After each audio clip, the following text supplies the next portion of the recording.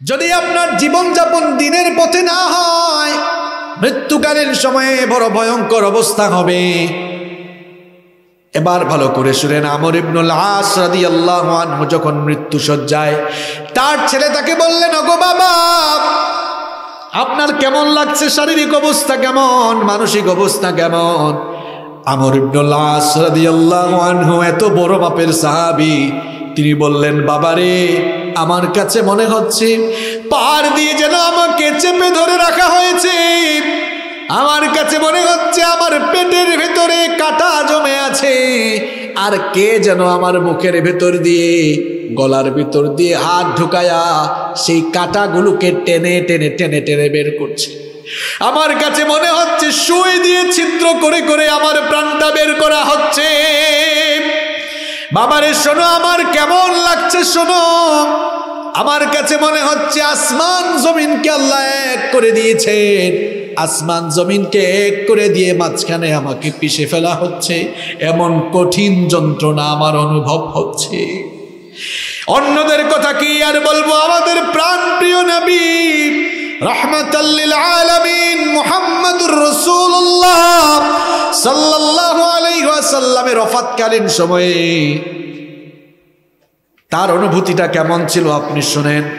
দুনিয়া থেকে যাওয়ার কিছুদিন আগেই নবীজি চরমভাবে অসুস্থ হয়ে গেলেন, দাঁড়াতে পারেন না, হাঁটতে পারেন না। দুজন সাহাবীর কাঁধের উপরে ভর করে বহু কষ্ট করে তিনি গিয়ে মসজিদে নববীতে হাজির হয়েছেন, নামাজে ইমামতি করেছেন, খুতবা দিয়েছেন। খুতবা দিতে গিয়ে বললেন, ও আমার সাহাবীরা শোনো, এই পৃথিবীতে আল্লাহ তাআলা তার এক গোলামকে দুনিয়ার সমস্ত সম্পদ দিতে চেয়েছিলেন, কিন্তু তার সেই গোলাম দুনিয়ার সমস্ত সম্পদকে বাদ দিয়ে তার মালিকের সঙ্গে সাক্ষাৎটাকে তিনি বেছে নিয়েছেন। খুতবা শুনে কেউ কিছু বুঝতে না পারলেও আবু বকর রাদিয়াল্লাহু আনহু চিৎকার করে কান্না করা শুরু করলেন। অন্যান্য সাহাবীরা বললেন, ওগো আবু বকর, আপনি কাঁদছেন কেন? আবু বকর রাদিয়াল্লাহু আনহু তখন বললেন, তোমরা হয়তো নবীজির কথার মর্মার্থ বুঝো নাই, তোমরা কি এখনো বুঝলে না? এই পৃথিবীর সমস্ত সম্পদ তো আল্লাহ তার, এই পৃথিবীর সমস্ত সম্পদ তো আল্লাহ তার হাবিবকেই দিতে চেয়েছিলেন, আর তিনি সমস্ত সম্পদ বাদ দিয়ে মালিকের সঙ্গে দিদার লাভকে পছন্দ করেছেন। এর অর্থ হলো আল্লাহর নবী আমাদের কাছ থেকে চলে যাচ্ছেন, আর আমরা নবী থেকে এতিম হয়ে যাব।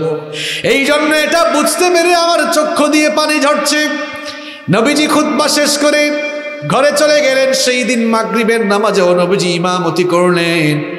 মাগরিবের নামাজ শেষ করে নবীজি যখন ঘরে চলে গেলেন, তার জ্বরের মাত্রা আরো বেশি বেড়ে গেল। কখনো হুশ, কখনো বেহুশ হয়ে যান, আবার কখনো হুশ আসে। এই রকম অবস্থা চলছে।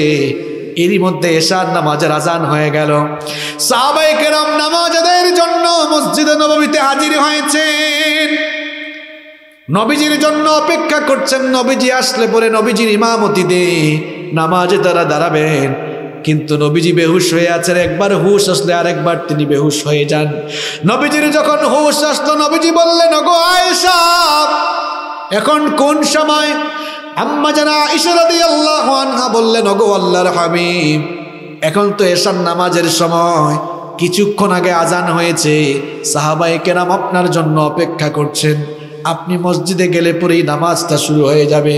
নবীজি বললেন, আয়েশা গো, আমার জন্য অজুর পানি নিয়ে আসো, আমি অজু করে মসজিদে যাব। আম্মা জানা আয়েশা রাদিয়াল্লাহু আনহা অজুর পানি আনার জন্য গেলেন। নবীজি আবারও বেহুশ হয়ে পড়ে গেলেন। যখন হুশ ফিরল, বললেন, আয়েশা গো, অজুর পানি দাও, আমি অজু করব। যখনই দাঁড়াতে যাবেন, আমার নবী আবার বেহুশ হয়ে গেলেন। এরপরে আবার হুশ ফিরে নবীজি অজু করলেন। অজু করে যখনই দাঁড়াতে যাবেন, মসজিদের দিকে রওনা হবেন, আমার নবী দাঁড়াতে পারলেন না, হাঁটতে পারলেন না, আবারও তিনি বেহুশ হয়ে পড়ে গেলেন। নবীজি বুঝতে পারলেন তিনি আর মসজিদে নববীর ইমামতির জায়গায় গিয়ে দাঁড়াতে পারবেন না। নবীজি বললেন, আমার সাহাবী আবু বকরকে বলো আমার জায়নামাজে দাঁড়াতে, বলো আমার সাহাবী আবু বকর আমার অনুপস্থিতিতেই যেন ইমাম হয়ে আজকে নামাজটা পড়ায়। নবীজির কথা শুনে সাইয়েদনা আবু বকর রাদিয়াল্লাহু আনহু নবীজির জায়নামাজ চিৎকার করে কান্না শুরু করেছেন, আর পেছনে সাহাবীরা বাচ্চা শিশুর মতো তারাও কান্না শুরু করেছেন। কারণ সাহাবায়ে কেরাম বুঝতে পেরেছেন আজ যেহেতু নবীজির জায়নামাজের মধ্যে আবু বকর দাঁড়িয়ে গিয়েছেন, তার মানে নবীজির পেছনে আমরা আর নামাজ পড়তে পারবো না। কান্নার রোল শুরু হয়েছে, নবীজি বেহুশ হয়ে গেলেন। নবীজি এই চিত্র কিছুই তিনি জানতেন না। আমার নবীর যখন হুঁশ ফিরে আসলো, তিনি বললেন, আয়েশা, আমার সাহাবীরা কি নামাজে দাঁড়িয়েছে নাকি? আম্মা জান আয়েশা রাদিয়াল্লাহু আনহা তখন বললেন, নবী গো, আপনার সাহাবীরা অপেক্ষা করতে করতে আপনার অর্ডার পাওয়ার পর আবু বকর ইমামতিতে তারা দাঁড়িয়ে গিয়েছেন। নবীজি এই কথা শুনে বড় খুশি হয়ে গেলেন। নবীজি বললেন, আয়েশা গো, মসজিদে নববীর দিকের যে জানালাটা রয়েছে, জানালাটা একটু খুলে দাও, নামাজের চিত্রটা আমাকে নিজের চোখে দেখতে দাও, আমি যেন মরার আগে, পৃথিবী থেকে যাওয়ার আগে নামাজের চিত্রটা দেখতে পারি। আয়েশা রাদিয়াল্লাহু আনহা এবার জানালাটা খুলে দিলেন। নবীজি নামাজের এই দৃশ্য দেখে হু হু করে কান্না করলেন। আম্মা জান আয়েশা রাদিয়াল্লাহু আনহা জিজ্ঞেস করলেন, ওগো নবী, নামাজের দৃশ্য দেখে আপনি কাঁদেন কেন? নামাজের দৃশ্য দেখে আপনি কাঁদেন কেন? নবী করিম সাল্লাল্লাহু আলাইহি ওয়াসাল্লাম তখন বললেন, আয়েশা গো, শোনো, এটা কোনো দুঃখের পানি নয়, এটা হচ্ছে আনন্দের পানি। এই যে আমার সাহাবীরা আমার অনুপস্থিতিতে এত সুন্দর করে দাঁড়িয়ে নামাজ আদায় করছে, এই নামাজের পরিবেশ এমনি এমনি কায়েম হয় নাই। এই পরিবেশটা কায়েমের জন্য আমি নবী তায়েফের ময়দানে রক্ত দিয়েছি, উহুদের ময়দানে আমার দান্দান মুবারক শহীদ হয়েছে, অসংখ্য সাহাবীরা জীবন দিয়ে শাহাদাত বরণ করেছে। এত ত্যাগ তিতিক্ষার বিনিময়ে এই পরিবেশটা নিশ্চিত হয়েছে। এই পরিবেশটা দেখে আমার কলিজাটা ঠান্ডা হয়ে গিয়েছে। এই পরিবেশটা দেখে আমার কাছে মনে হলো, আমি যেহেতু দুনিয়া থেকে যাওয়ার আগেই নামাজের এই সুন্দর পরিবেশ দেখতে পাচ্ছি, কেন জানি মনে হলো আমি দুনিয়া থেকে যাওয়ার পরেও আমার উম্মতরা এইভাবে করে জামাতের সঙ্গে সালাত আদায় করবে।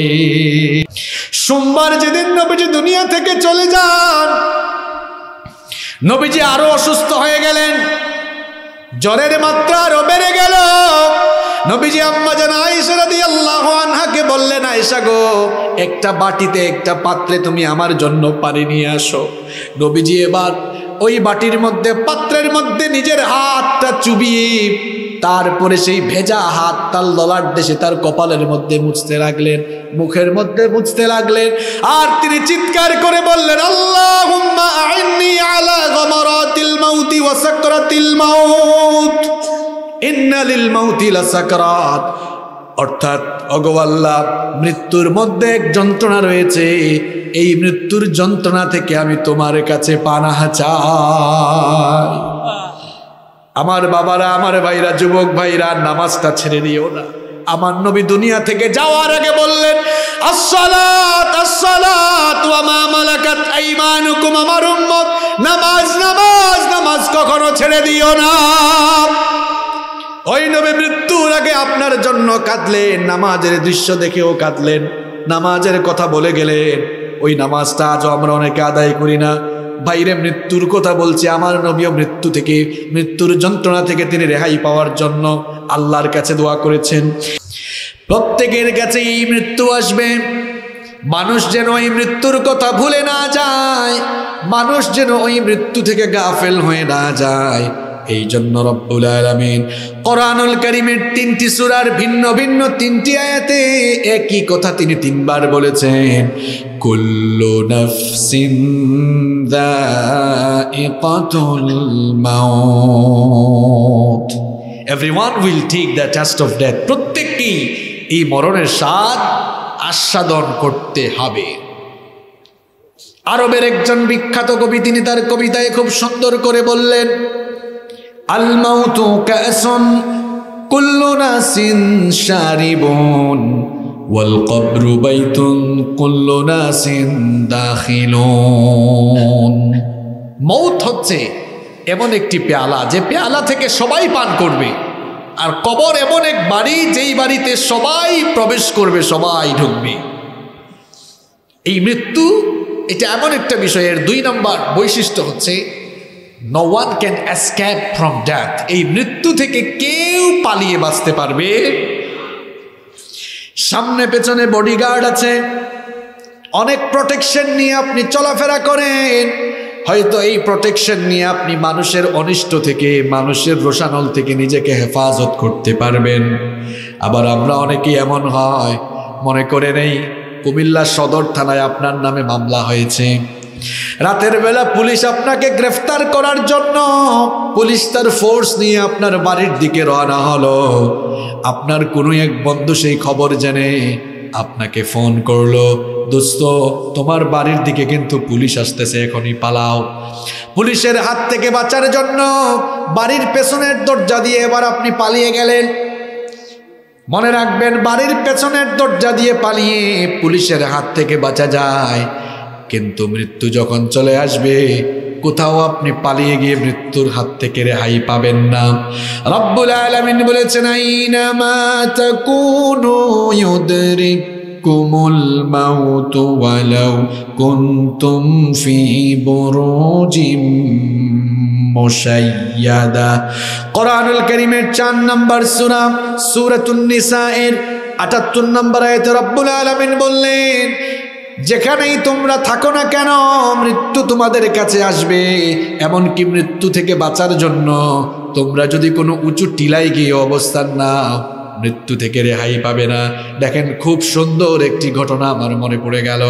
মৃত্যু থেকে আপনি পালিয়ে বাঁচতে পারবেন না।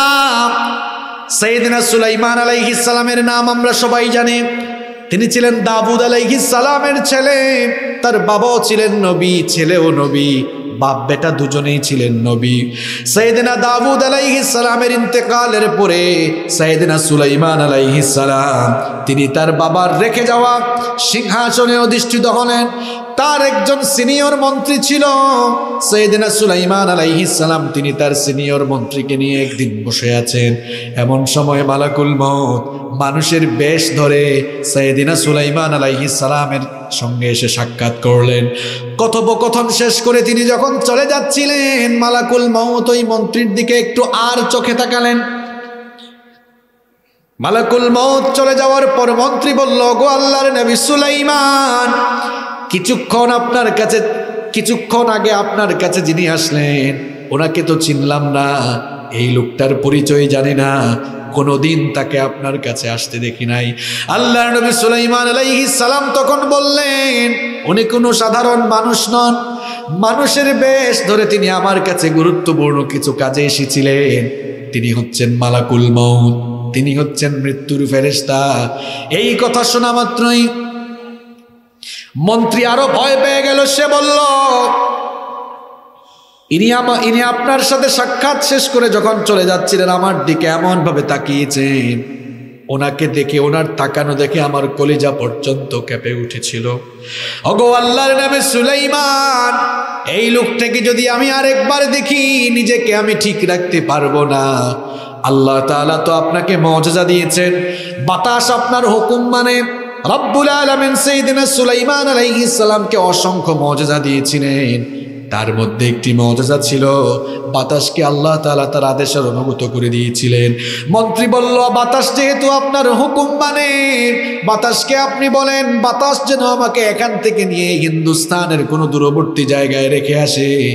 সাইয়েদনা সুলাইমান আলাইহিস সালাম এবার বাতাসকে অর্ডার করলেন।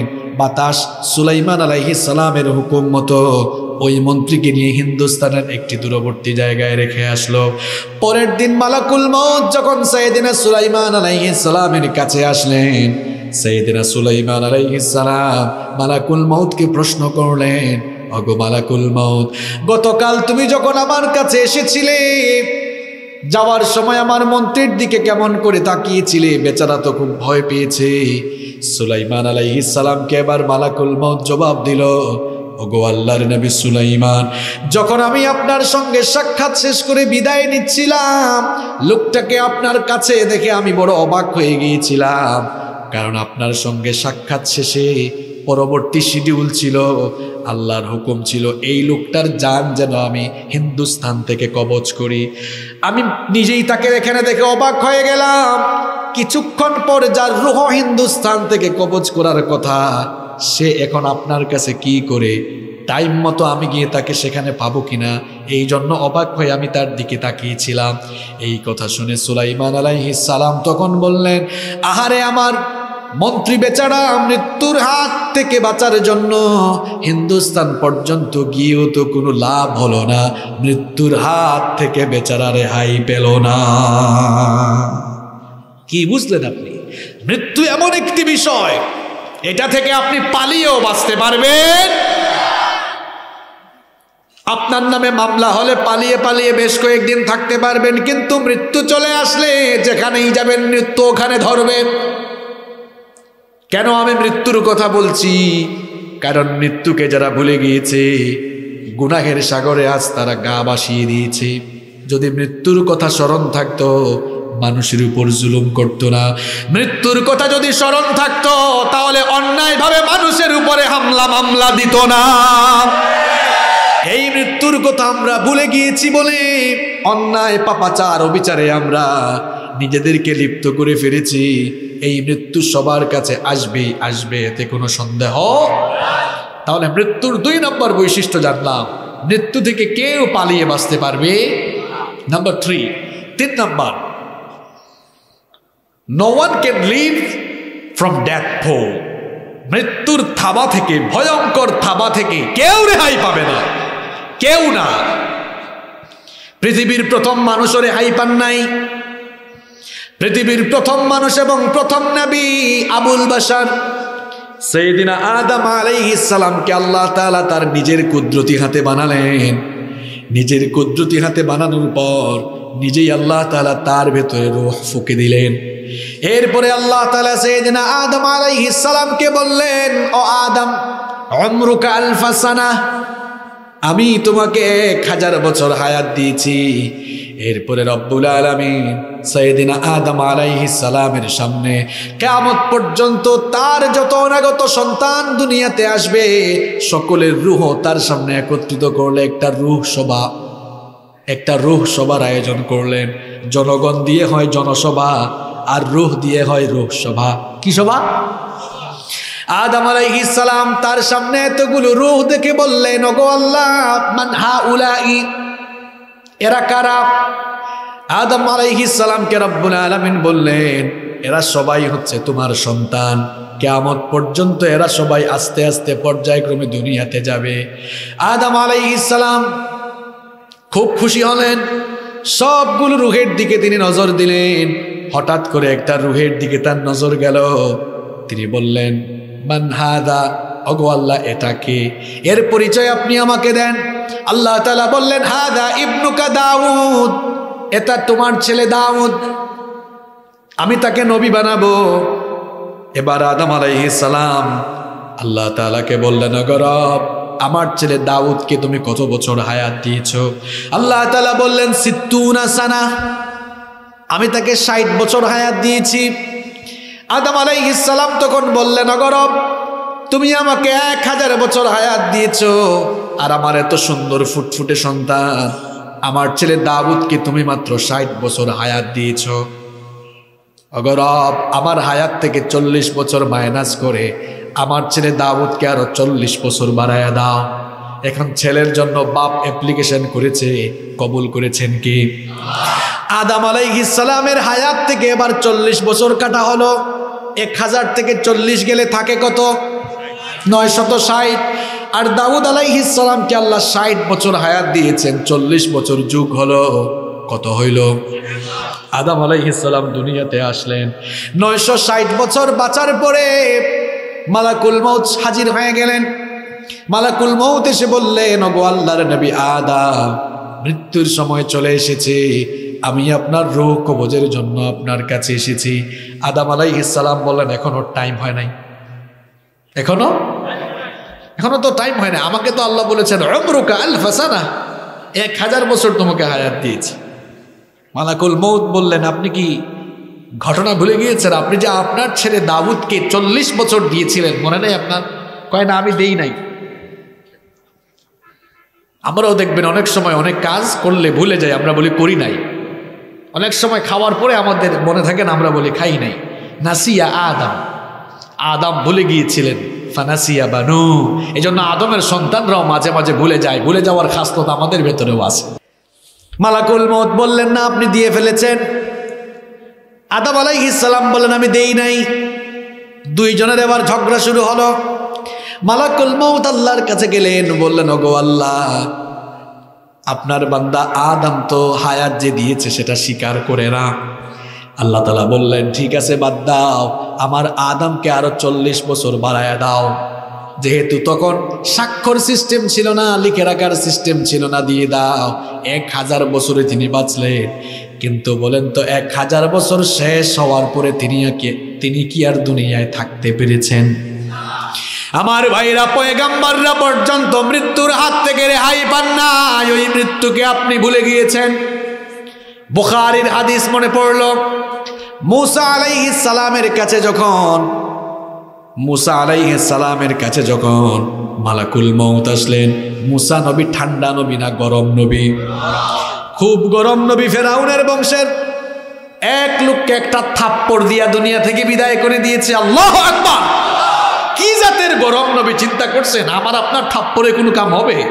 এক থাপ্পড়ে একদম দুনিয়া থেকে বিদায় হয়ে গেছে। মালাকুল মউত আসলো। বুখারীর হাদিস, উরসিলা মালাকুল মউত ইলা মুসা আলাইহিস সালাম। মুসা আলাইহিস সালামের কাছে মালাকুল মউতকে পাঠানো হলো। মালাকুল মউত এসে বলল আমি মালাকুল মউত, ও মুসা নবী, আমি আপনার জান কবজ করতে আসছি। মুসা নবী বললেন তাই নাকি, আসো জানটা এসে কবজ করো। মালাকুল মউত তো লোক চিনে নাই, এটা কিন্তু খুব গরম মানুষ। বুখারীর হাদিস, ফালাম্মা জাআহু সাক্কাহু। মালাকুল মউত যখন কাছে আসলো, মুসা নবী একদম চোখের উপর থাপ্পড় লাগাইছে। এক থাপ্পড়ে একদম চক্ষু বের হয়ে গিয়েছে। আল্লাহু আকবার! এক থাপ্পড় খাইয়া মালাকুল মউত আল্লাহর কাছে গিয়ে বলে, আগো রব, আরসালতানি ইলা আব্দুল্লাহ ইউরিদুল মাউত। এমন একজনের কাছে আমাকে পাঠিয়েছ যে মরতে চায় না, উল্টা আমারই মেরে ফেলতে চেয়েছিল।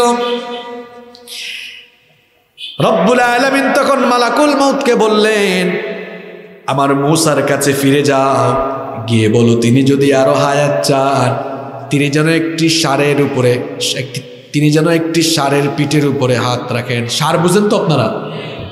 একটি ষাঁড়ের পিঠের উপরে হাত রাখেন, তিনি তার হাত দিয়ে যতগুলো লুম ঢাকতে পারবেন, প্রত্যেকটি লুমের বিনিময়ে আল্লাহ তাকে 1 বছর হায়াত বাড়িয়ে দিবে। কারণ মুসা আলাইহিস সালাম তিনি তো বিচক্ষণ, খুব বিচক্ষণ নবী। তিনি বললেন বুঝলাম 1 বছর হায়াত বাড়বে, ওইগুলা যখন শেষ হবে তখন কি হবে? মালাকুল মউত তখন বললেন এটা শেষ হইলে আপনাকে মরতে হবে, মরণের স্বাদ ভোগ করতেই হবে। মুসা আলাইহিস সালাম তখন বললেন যেহেতু মরণের স্বাদ ভোগ করতেই হবে, তাহলে আর দেরি করে লাভ নাই, আমার রূহ কবজ করো, আমি আমার রবের সঙ্গে দিদার লাভ করতে চাই। সুবহানাল্লাহ! এই ঘটনাগুলো কেন আপনাদেরকে শোনালাম? এই মৃত্যু থেকে পয়গাম্বররা পর্যন্ত রেহাই পান নাই, আমি আপনি কি রেহাই পাবো?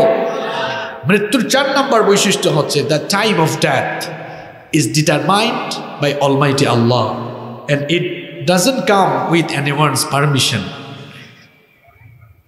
মৃত্যুর সময়টা নির্ধারিত, মৃত্যুর সময়টা আপনার জন্য নির্ধারিত। মৃত্যু পারমিশন নিয়ে আসবে না, আপনার কাছে কেউ আসতে হলে অনুমতি নিয়ে আসে।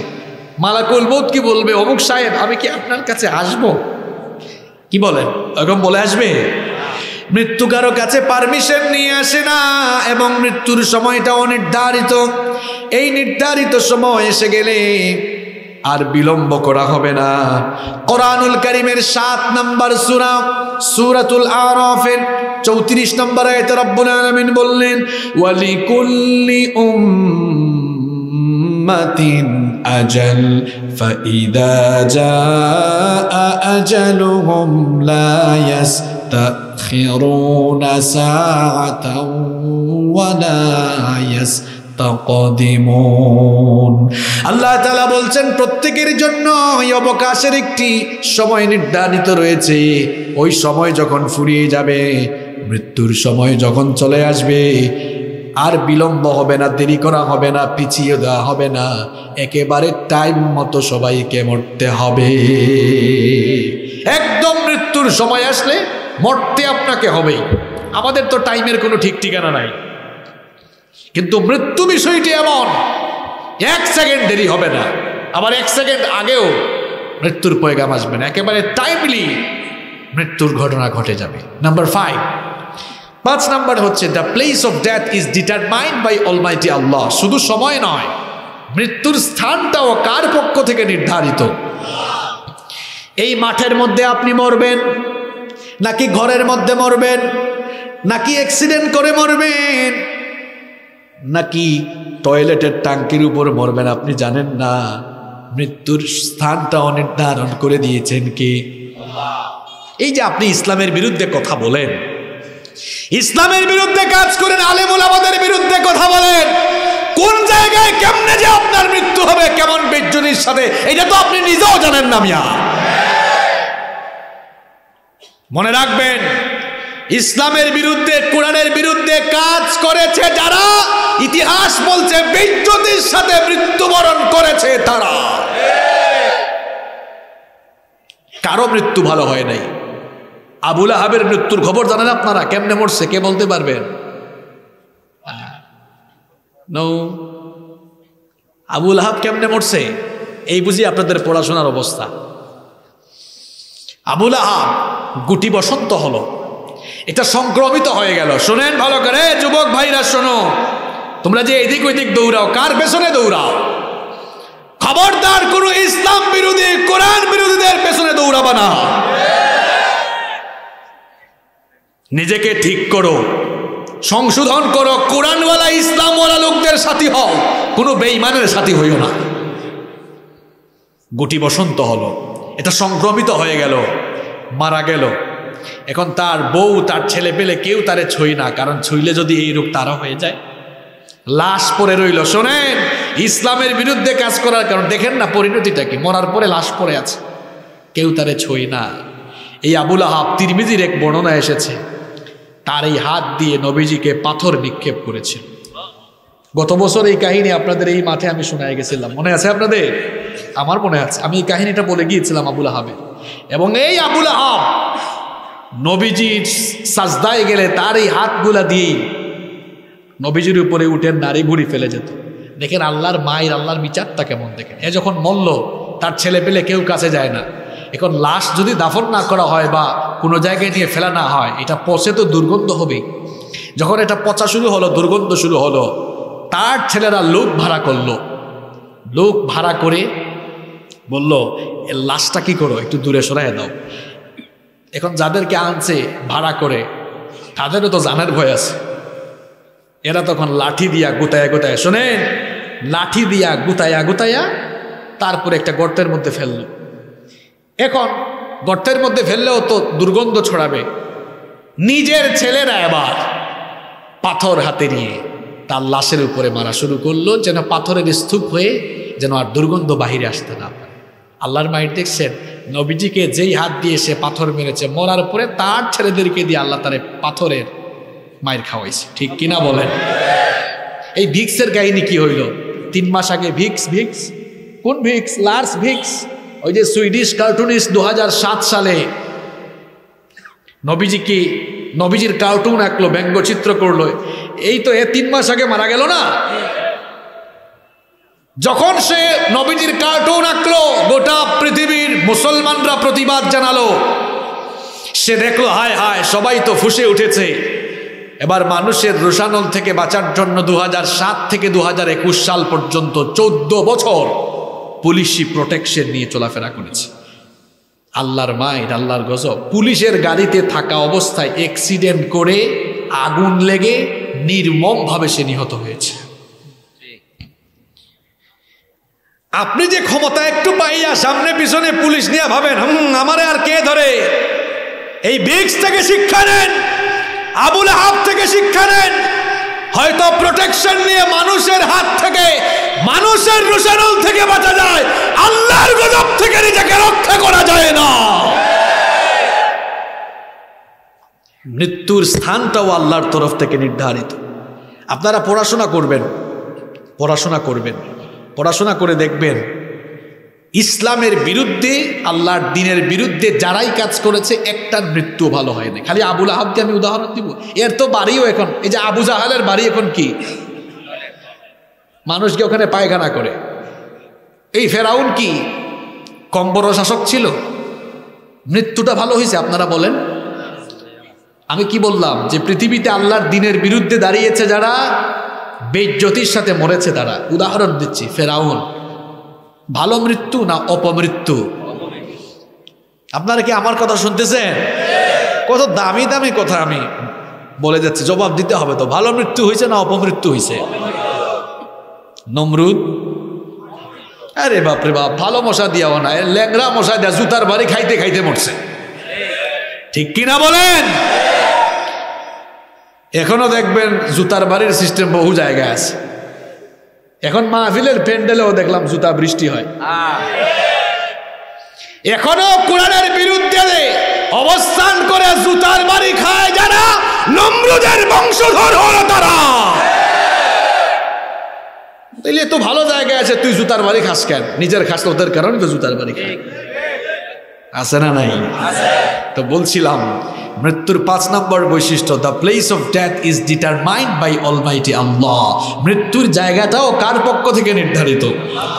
কোরআনুল কারীমের 31 নম্বর সূরা লুকমানের 34 নম্বর আয়াতের শেষাংশে রব্বুল আলামিন বললেন, ওয়া মা তাদরি নাফসুম বিআইয়ি আরদিন তামুত ইন্নাল্লাহা আলীমুন খাবীর। আল্লাহ তাআলা বলছেন কেউ জানে না কোন স্থানে সে মারা যাবে। আপনার মৃত্যু হসপিটালে হইতে পারে, আপনার মৃত্যু মসজিদেও হইতে পারে, আপনার মৃত্যু সাজদায়ও হইতে পারে, কিন্তু কোথায় হবে আপনি? Number 6 number, Almighty Allah creates the need at the place of death. যেখানে আপনি মরবেন ওই জায়গায় মৃত্যুর সময় আল্লাহ একটা প্রয়োজন সৃষ্টি করে দিবেন। এই জন্য সুনান তিরমিজির বর্ণনায় হাদিস এসেছে, নবীজি বলেছেন, ইদা কাদাল্লাহু লিআবদিন আইয়ামুতা বিআরদিন জাআলা লাহু ইলাইহা হাজা। যেই ব্যক্তির মৃত্যু যেখানে নির্ধারণ করা হয়েছে, মৃত্যুর সময় ওই জায়গায় আল্লাহ তার একটা প্রয়োজন সৃষ্টি করে দেন। উদাহরণস্বরূপ আপনার মৃত্যুর স্থান যদি ক্যান্টনমেন্টে নির্ধারিত থাকে, ওই জায়গায় ক্যান্টনমেন্টের ইয়ায় আল্লাহ আপনার একটা প্রয়োজন সৃষ্টি করে দিবেন। দেখা যাবে ওই জায়গায় ওই সময় ওই জায়গা থেকে কোনো একটা আনার জন্য, কোনো একটা জিনিস আনার জন্য আপনি বের হয়েছেন, ওখানেই আপনি মরবেন। আপনার মৃত্যু যদি ঢাকা মেডিকেল কলেজ হাসপাতালে নির্ধারণ করা থাকে, এমন রোগ হবে কুমিল্লার ডাক্তাররা বলবে এখানে হবে না, ঢাকা মেডিকেল কলেজে নিয়ে যান। কারণ মৃত্যুর জায়গা যেখানে, সেখানে আল্লাহ একটা প্রয়োজন সৃষ্টি করে দিবেন। আপনার মৃত্যু যদি টয়লেটের উপরে নির্ধারণ থাকে, টয়লেটের উপরে যাওয়ার মতো ব্যবস্থা আল্লাহ করে দিবেন। এই জন্য মৃত্যুর স্থানটাও আল্লাহর তরফ থেকে নির্ধারিত, এটা আপনি নির্ধারণ করতে পারবেন না। নাম্বার 7 নম্বর হলো, the decision of death is determined by Almighty Allah. ঈমান তাজা করেন আপনার। মৃত্যুর সিদ্ধান্ত জমিনে হয় না, মৃত্যুর সিদ্ধান্ত আসে কার তরফ থেকে? এজন্য ঈমানদার মৃত্যুকে ভয় পায় না। যে ব্যক্তি ঈমানী চেতনায় উজ্জীবিত হয়েছে, সে কারো হুমকি ধামকির পরোয়া করে না। আপনার জন্য যদি মৃত্যুর ফয়সালা আল্লাহর তরফ থেকে না থাকে, আপনাকে বুলেটের আঘাতে ক্ষত বিক্ষত করা হলেও আপনার মৌত হবে না। আর যদি আপনার জন্য মৌতের ফয়সালা থাকে, বুলেট লাগবে না, সুস্থ থাকলেও হঠাৎ করে মরে যাবেন আপনি। ঈমান তাজা করেন। আমরা অনেক সময় আমাদের ঈমান এত দুর্বল, আমরা অনেক সময় ঈমানী আন্দোলন থেকে, এইসব ভয়ের কারণে, বাতিলদের ভয়ের কারণে ঈমানী আন্দোলন থেকে নিজেদেরকে সরিয়ে রাখি। মিয়া, আপনার ঈমান ঠিক করেন। আমাদের পূর্বপুরুষরা কেউ মৃত্যুর পরোয়া করে এই পথে পা বাড়ান নাই। ঈমানের পথ এটা কণ্টকাকীর্ণ, কুসুমাস্তীর্ণ নয়। আমাদের পূর্বপুরুষরা আগুনের স্ফুলিঙ্গ ভেদ করে সাগরের উত্তাল তরঙ্গমালাকে পাড়ি দিয়ে পৃথিবীর দিক দিগন্তে তারা কালেমার পতাকা উড্ডীয়ন করেছেন। কোনো বাতিলের সামনে তারা মাথা নত করেন নাই। সুতরাং আপনার ভেতরে এমন ঈমান ডেভেলপ করেন ইমানি চেতনাকে মজবুত করেন। মনে রাখবেন, যে ব্যক্তি আল্লাহকে ভয় করে তামাম দুনিয়া তাকে ভয় করে, আর যে ব্যক্তি আল্লাহকে বাদ দিয়ে জালেমকে বাতিলকে ভয় করে, এই লোকটা এত ভীতি হয় তামাম দুনিয়াই তারে ভয় দেখাইতে পারে। আর যে আল্লাহকে ভয় করে তার সামনে আসলে জালেম বাতিল পর্যন্ত তারে ভয় করে। আমরা একজনকে ভয় করি, তিনি কে? নাম্বার 8, মৃত্যুর 8 নম্বর বৈশিষ্ট্য হলো there is no serial of death. মৃত্যুর কোনো সিরিয়াল নেই। আমরা অনেকে মনে করি, বিশেষ করে আমার যুবক আর তরুণ ভাইয়েরা বিভ্রান্ত এই জায়গায়। তাদেরকে যখন বলি ভাই নামাজে আসো, এরা কই হুজুর আমরা এখন কেন নামাজে আসব? এখনো তো আমরা ইয়াং মানুষ, যুবক মানুষ, আমরা বুড়া হই, চুল দাড়ি পাকুক তারপরে আমরা নামাজে যাব। এরা মনে করে এরা অনেক দিন বাঁচবে। আরে ভাই, এটা হচ্ছে শয়তানের পজিটিভ ধোঁকা। পৃথিবীতে আসার জন্য সিরিয়াল মেনটেন হয়, কিন্তু যাওয়ার জন্য কোনো সিরিয়াল মেনটেন হয়। পৃথিবীতে আসার সময় সিরিয়াল সুন্দরভাবে মেনটেন হয়, যেমন প্রথমে দাদা, এরপরে বাবা, তারপরে ছেলে, এরপরে দাদার ঘরে নাতি হয়। এইরকম দুনিয়াতে আসার সুন্দর সিরিয়াল আছে, কিন্তু দুনিয়া থেকে যাওয়ার কোনো সিরিয়াল নাই। মাঝে মাঝে দেখবেন নাতির লাশ দাদা কবরে নামায়, কিংবা ছেলের লাশ বাবা কবরে নামায়। আছে না নাই? চোখের পলকে আপনি লাশ হয়ে যেতে পারেন। চোখের পলকে তুমি হতে পারো লাশ, চিরতরে বন্ধ হবে তোমারই নিঃশ্বাস। হতে পারে কিনা? চোখের পলকে তুমি হতে পারো লাশ, চিরতরে বন্ধ হবে তোমারই নিঃশ্বাস। হবে এলান তোমার নাম মসজিদের মাইকে, বাড়িওয়ালা নাই রে বাড়ি নাই রে দুনিয়াতে, বাড়িওয়ালা নাই রে বাড়ি নাই রে দুনিয়াতে, বাড়িওয়ালা নাই রে বাড়ি নাই রে দুনিয়াতে, বাড়িওয়ালা নাই রে বাড়ি নাই রে দুনিয়াতে। বাড়ি থাকবে, কোনো বাড়িওয়ালা থাকবে। মানুষ জিজ্ঞেস করে আপনার বাড়ি কোথায়, কয় ওই যে 3 তলা ইটালিয়ান টাইলস করা, এটা আমার বাড়ি। আপনার পূর্বেও অনেকেই বলেছে এটা তার বাড়ি। এই বাড়িতে থাকতে পারে নাই, কবর নামক বাড়িতে গিয়ে তার জায়গা হয়েছে। এই মৃত্যুর 8টি বৈশিষ্ট্য বললাম। এবার আসেন, কষ্ট হচ্ছে আপনাদের? এবার আসেন, এই মৃত্যু এটা এমন একটা বিষয়, এটার মধ্যে ভয়ঙ্কর যন্ত্রণা রয়েছে। এতক্ষণে কিন্তু লাইনে তুলছি আপনাদেরকে। এই মৃত্যু কিন্তু স্বাভাবিক বিষয় না, এটার মধ্যে ভয়ঙ্কর এক যন্ত্রণা রয়েছে, ভয়ঙ্কর যন্ত্রণা। পেটে ব্যথা, এটা সহ্য করা যায়। মাথা ব্যথা, এটাও সহ্য করা যায়। কিন্তু মৃত্যুর যন্ত্রণা এত সাংঘাতিক, মৃত্যুর যন্ত্রণা এত ভয়ঙ্কর যন্ত্রণা। এই মৃত্যু যখন কারো কাছে আসবে, এই যন্ত্রণা মানুষ সইতে না পেরে দুনিয়ার জীবনটাকে সে ত্যাগ করে পরপারে বাড়ি জমায়। আল্লাহ তাআলা বলেছেন, ওয়াজাআত সাকরাতুল মাউতি বিল হাক্কি যালিকা মা কুনতা মিনহু তাহিদ। আল্লাহ তাআলা বলছেন, অবশেষে দেখবে সত্যি সত্যি তোমার কাছে মৃত্যুর যন্ত্রণা চলে এসেছে। যালিকা মা কুনতা মিনহু তাহিদ, আর এটা সেই বিষয় যা থেকে তুমি প্রতিনিয়ত পালিয়ে বেরিয়েছো। এই মৃত্যুর যন্ত্রণা বড় ভয়ঙ্কর যন্ত্রণা। মৃত্যুর মধ্যে বড় সাংঘাতিক যন্ত্রণা রয়েছে।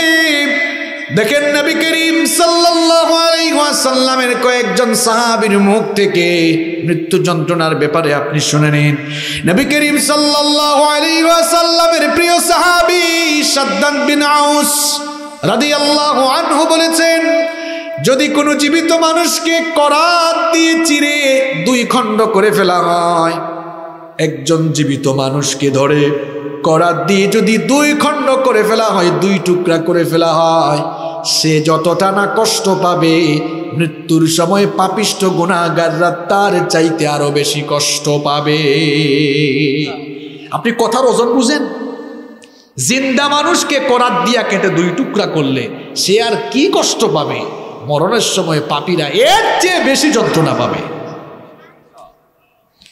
তিনি আরো বলেছেন, জীবিত কোনো মানুষকে ধরে যদি কাঁচি কিংবা ছুরি দিয়ে তার শরীরের চামড়াগুলো যদি ছিলে ফেলা হয়, তুলে ফেলা হয়, কথাটা খুব মন দিয়ে শোনেন, ছুরি কিংবা কাঁচি দিয়ে জিন্দা কোনো মানুষকে ধরে যদি শরীরের চামড়াগুলো টেনে টেনে ছিলে ফেলা হয়, সে যতটা না কষ্ট পাবে, মরণের সময় পাপিষ্ঠ গুনাহগাররা তার চাইতে আরো বেশি যন্ত্রণা অনুভব করবে। শাদ্দাদ বিন আউস রাদিয়াল্লাহু আনহু বলেছেন, শুধু তাই নয়, একজন জীবিত মানুষকে শুইয়ে দিয়ে তারপরে তরবারি দিয়ে যদি তাকে কেটে টুকরো টুকরো করে ফেলা হয়, তাকে যদি 1000 পিস করে ফেলা হয়, একজন জীবিত মানুষকে আস্তে আস্তে কেটে কেটে 1000 পিস 1000 টুকরা করলে সেই লোকটা যতটা না কষ্ট পাবে, মরণের সময় গুনাহগার পাপিষ্ঠ লোকেরা এর চাইতেও আরো বেশি যন্ত্রণা পাবে। এত ভয়ঙ্কর যন্ত্রণা। তিনি আরো বলেছেন, জীবিত কোনো মানুষকে যদি একটা ডেকের মধ্যে তেল গরম করে সেই উত্তপ্ত পাতিলের তলায় যদি ফেলে দেওয়া হয়, ওই লোকটা কষ্ট পেতে পেতে হয়তো ছটফট করবে, কিন্তু মরণের সময় এই লোকটার চাইতে আরো 1000 গুণ বেশি যন্ত্রণা পাপিষ্ঠ গুনাহগার ব্যক্তিরা অনুভব করবে। মৃত্যুটা বড় ভয়ঙ্কর বিষয় রে ভাই। এই যে আপনি নামাজ ছেড়ে দেন, আপনি যে সুদ খান, ঘুষ খান, ইসলামের বিরুদ্ধে কথা বলেন, ইসলামের বিরুদ্ধে কাজ করেন, অন্যায় অপকর্মে নিজেকে জড়িয়ে ফেলেছেন, এই মৃত্যুর কথা আপনি আপনার মাথা থেকে রিমুভ করে দিয়েছেন, অথচ এই মৃত্যু আবার আপনার সবার কাছে আসবে আসবে। আর এই মৃত্যুটা বড় ভয়ঙ্কর জিনিস। যদি আপনার জীবনযাপন দিনের পথে না হয়, মৃত্যুকালীন সময়ে বড় ভয়ঙ্কর অবস্থা হবে। এবার ভালো করে শুনেন, আমর ইবনুল আস রাদিয়াল্লাহু আনহু যখন মৃত্যু শয্যায়, তার ছেলে তাকে বললেন, ওগো বাবা, আপনার কেমন লাগছে? শারীরিক অবস্থা কেমন? মানসিক অবস্থা কেমন? আমর ইবনুল আস রাদিয়াল্লাহু আনহু এত বড় মাপের সাহাবী, তিনি বললেন, বাবারে, আমার কাছে মনে হচ্ছে পাড় দিয়ে যেন আমাকে চেপে ধরে রাখা হয়েছে। আমার কাছে মনে হচ্ছে আমার পেটের ভেতরে কাঁটা জমে আছে, আর কে যেন আমার মুখের ভেতর দিয়ে, গলার ভিতর দিয়ে হাত ঢুকায়া সেই কাঁটাগুলোকে টেনে টেনে টেনে টেনে বের করছে। আমার কাছে মনে হচ্ছে সুই দিয়ে ছিদ্র করে করে আমার প্রাণটা বের করা হচ্ছে। বাবারে শোনো, আমার কেমন লাগছে শোনো। আমার কাছে মনে হচ্ছে আসমান জমিনকে আল্লাহ এক করে দিয়েছেন, আসমান জমিনকে এক করে দিয়ে মাঝখানে আমাকে পিষে ফেলা হচ্ছে, এমন কঠিন যন্ত্রণা আমার অনুভব হচ্ছে। অন্যদের কথা কি আর বলবো, আমাদের প্রাণ প্রিয় নবী রাহমাতাল লিল আলামিন মুহাম্মাদুর রাসূলুল্লাহ সাল্লাল্লাহু আলাইহি ওয়াসাল্লামের ওফাতকালীন সময়ে তার অনুভূতিটা কেমন ছিল আপনি শুনেন। দুনিয়া থেকে যাওয়ার কিছুদিন আগেই নবীজি চরমভাবে অসুস্থ হয়ে গেলেন, দাঁড়াতে পারেন না, হাঁটতে পারেন না। দুজন সাহাবীর কাঁধের উপরে ভর করে বহু কষ্ট করে তিনি গিয়ে মসজিদে নববীতে হাজির হয়েছেন, নামাজে ইমামতি করেছেন, খুতবা দিয়েছেন। খুতবা দিতে গিয়ে বললেন, ও আমার সাহাবীরা শোনো, এই পৃথিবীতে আল্লাহ তাআলা তার এক গোলামকে দুনিয়ার সমস্ত সম্পদ দিতে চেয়েছিলেন, কিন্তু তার সেই গোলাম দুনিয়ার সমস্ত সম্পদকে বাদ দিয়ে তার মালিকের সঙ্গে সাক্ষাৎটাকে তিনি বেছে নিয়েছেন। খুতবা শুনে কেউ কিছু বুঝতে না পারলেও আবু বকর রাদিয়াল্লাহু আনহু চিৎকার করে কান্না করা শুরু করলেন। অন্যান্য সাহাবীরা বললেন, ওগো আবু বকর, আপনি কাঁদছেন কেন? আবু বকর রাদিয়াল্লাহু আনহু তখন বললেন, তোমরা হয়তো নবীজির কথার মর্মার্থ বুঝো নাই, তোমরা কি এখনো বুঝলে না? এই পৃথিবীর সমস্ত সম্পদ তো আল্লাহ তার, এই পৃথিবীর সমস্ত সম্পদ তো আল্লাহ তার হাবিবকেই দিতে চেয়েছিলেন, আর তিনি সমস্ত সম্পদ বাদ দিয়ে মালিকের সঙ্গে দিদার লাভকে পছন্দ করেছেন। এর অর্থ হলো আল্লাহর নবী আমাদের কাছ থেকে চলে যাচ্ছেন আর আমরা নবী থেকে এতিম হয়ে যাব। এই জন্য এটা বুঝতে পেরে আমার চক্ষু দিয়ে পানি ঝরছে। নবীজি খুতবা শেষ করে ঘরে চলে গেলেন। সেই দিন মাগরিবের নামাজেও নবীজি ইমামতি করলেন। মাগরিবের নামাজ শেষ করে নবীজি যখন ঘরে চলে গেলেন, তার জ্বরের মাত্রা আরো বেশি বেড়ে গেল। কখনো হুশ, কখনো বেহুশ হয়ে যান, আবার কখনো হুশ আসে। এই রকম অবস্থা চলছে। এরই মধ্যে এশার নামাজের আজান হয়ে গেল। সাহাবায়ে কেরাম নামাজ আদায়ের জন্য মসজিদে নববীতে হাজির হয়েছেন। নবীজির জন্য অপেক্ষা করছেন। নবীজি আসলে পরে নবীজির ইমামতিতে নামাজে তারা দাঁড়াবেন। কিন্তু নবীজি বেহুশ হয়ে আছেন। একবার হুশ আসলে আরেকবার তিনি বেহুশ হয়ে যান। নবীজির যখন হুশ আসলো, নবীজি বললেন, ওগো আয়েশা, এখন কোন সময়?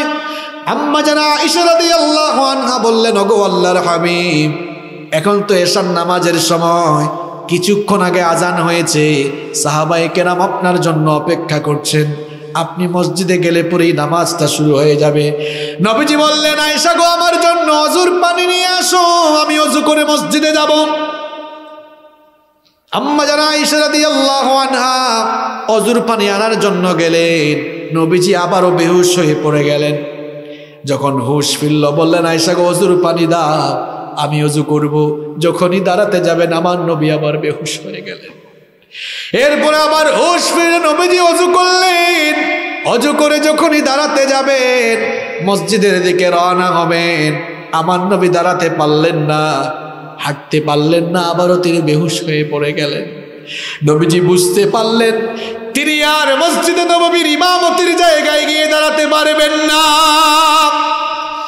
নবীজি বললেন, আমার সাহাবী আবু বকরকে বলো আমার জায়নামাজে দাঁড়াতে। বলো আমার সাহাবী আবু বকর আমার অনুপস্থিতিতেই যেন ইমাম হয়ে আজকে নামাজটা পড়ায়। নবীজির কথা শুনে সাইয়েদনা আবু বকর রাদিয়াল্লাহু আনহু নবীজির জায়নামাজে দাঁড়িয়ে গেলেন। তিনি নিজেই এবার চিৎকার করে কান্না শুরু করেছেন। আর পেছনে সাহাবীরা বাচ্চা শিশুর মতো তারাও কান্না শুরু করেছেন। কারণ সাহাবায়ে কেরাম বুঝতে পেরেছেন, আজ যেহেতু নবীজির জায়নামাজের মধ্যে আবু বকর দাঁড়িয়ে গিয়েছেন, তার মানে নবীজির পেছনে আমরা নামাজ পড়তে পারবো না। কান্নার রোল শুরু হয়েছে। নবীজি বেহুশ হয়ে গেলেন। নবীজি এই চিত্র কিছুই তিনি জানতেন না। আমার নবীর যখন হুশ ফিরে আসলো, তিনি বললেন, আয়েশা, আমার সাহাবীরা কি নামাজে দাঁড়িয়েছে নাকি? আম্মা জান আয়েশা রাদিয়াল্লাহু আনহা তখন বললেন, নবী গো, আপনার সাহাবীরা অপেক্ষা করতে করতে আপনার অর্ডার পাওয়ার পর আবু বকর ইমামতিতে তারা দাঁড়িয়ে গিয়েছেন। নবীজি এই কথা শুনে বড় খুশি হয়ে গেলেন। নবীজি বললেন, আয়েশা গো, মসজিদে নববীর দিকের যে জানালাটা রয়েছে, জানালাটা একটু খুলে দাও। নামাজের চিত্রটা আমাকে নিজের চোখে দেখতে দাও। আমি যেন মরার আগে, পৃথিবী থেকে যাওয়ার আগে নামাজের চিত্রটা দেখতে পারি। আয়েশা রাদিয়াল্লাহু আনহা এবার জানালাটা খুলে দিলেন। নবীজি নামাজের এই দৃশ্য দেখে হু হু করে কান্না করলেন। আম্মা জান আয়েশা রাদিয়াল্লাহু আনহা জিজ্ঞেস করলেন, ওগো নবী, নামাজের দৃশ্য দেখে আপনি কাঁদেন কেন? নামাজের দৃশ্য দেখে আপনি কাঁদেন কেন? নবী করিম সাল্লাল্লাহু আলাইহি ওয়াসাল্লাম তখন বললেন, আয়েশা গো, শোনো, এটা কোনো দুঃখের পানি নয়, এটা হচ্ছে আনন্দের পানি। এই যে আমার সাহাবীরা আমার অনুপস্থিতিতে এত সুন্দর করে দাঁড়িয়ে নামাজ আদায় করছে, এই নামাজের পরিবেশ এমনি এমনি কায়েম হয় নাই। এই পরিবেশটা কায়েমের জন্য আমি নবী তায়েফের ময়দানে রক্ত দিয়েছি। উহুদের ময়দানে আমার দান্দান মুবারক শহীদ হয়েছে। অসংখ্য সাহাবীরা জীবন দিয়ে শাহাদাত বরণ করেছে। এত ত্যাগ তিতিক্ষার বিনিময়ে এই পরিবেশটা নিশ্চিত হয়েছে। এই পরিবেশটা দেখে আমার কলিজাটা ঠান্ডা হয়ে গিয়েছে। এই পরিবেশটা দেখে আমার কাছে মনে হলো, আমি যেহেতু দুনিয়া থেকে যাওয়ার আগেই নামাজের এই সুন্দর পরিবেশ দেখতে পাচ্ছি, কেন জানি মনে হলো আমি দুনিয়া থেকে যাওয়ার পরেও আমার উম্মতরা এইভাবে করে জামাতের সঙ্গে সালাত আদায় করবে। সোমবার যেদিন নবীজি দুনিয়া থেকে চলে যান, নবীজি আরো অসুস্থ হয়ে গেলেন। জ্বরের মাত্রা আরো বেড়ে গেল। নবীজি আম্মা জান আয়েশা রাদিয়াল্লাহু আনহাকে বললেন, আয়েশা গো, একটা বাটিতে একটা পাত্রে তুমি আমার জন্য পানি নিয়ে আসো। নবীজি এবার ওই বাটির মধ্যে, পাত্রের মধ্যে নিজের হাতটা চুবিয়ে তারপরে সেই ভেজা হাত তার ললাট দেশে তার কপালের মধ্যে মুছতে লাগলেন, মুখের মধ্যে মুছতে লাগলেন। আর তিনি চিৎকার করে বললেন, আল্লাহুম্মা আইন্নি আলা গামারাতিল মাউতি ওয়া সাকরাতিল মাউত, ইন্না লিল মাউতি লাসাকরাত। অর্থাৎ ওগো আল্লাহ, মৃত্যুর মধ্যে এক যন্ত্রণা রয়েছে, এই মৃত্যুর যন্ত্রণা থেকে আমি তোমার কাছে পানাহ চাই। আমার বাবারা, আমার ভাইরা, যুবক ভাইরা, নামাজটা ছেড়ে দিও না। আমার নবী দুনিয়া থেকে যাওয়ার আগে বললেন, আসসালাত আসসালাত ওয়া মা মালাকাত আইমানুকুম, আমার উম্মত, নামাজ নামাজ নামাজ কখনো ছেড়ে দিও না। ওই নবী মৃত্যুর আগে আপনার জন্য কাঁদলেন, নামাজের দৃশ্য দেখেও কাঁদলেন, নামাজের কথা বলে গেলেন। ওই নামাজটা আজও আমরা অনেকে আদায় করি না। বাইরে মৃত্যুর কথা বলছে, আমার নবীও মৃত্যু থেকে, মৃত্যুর যন্ত্রণা থেকে তিনি রেহাই পাওয়ার জন্য আল্লাহর কাছে দোয়া করেছেন। এই মৃত্যু আমার আপনার সবার কাছে আসবে। আমরা যারা অন্যায় অপরাধ গুনাহ করতে করতে নিজেদেরকে একেবারে বরবাদের দিকে, নষ্টের দিকে ধাবিত করে দিয়েছি, শোনেন, কষ্ট হচ্ছে আপনাদের, একেবারে শেষ দিকে চলে এসেছি। শোনেন, মৃত্যুর যন্ত্রণা হচ্ছে 3 ধরনের। কথা বুঝে থাকলে সবাই জবাব দেন, মৃত্যুর যন্ত্রণা মোট কয় ধরনের? 1 নাম্বার, অপরাধী গুনাহগার জাহান্নামীদের মৃত্যুর যন্ত্রণা একরকম। 2 নাম্বার, আল্লাহওয়ালা নেককার মানুষদের মৃত্যুর যন্ত্রণা আরেক রকম। 3 নাম্বার, শহীদদের মৃত্যু যন্ত্রণা আরেক রকম। মৃত্যুর যন্ত্রণা মোট কয় ধরনের?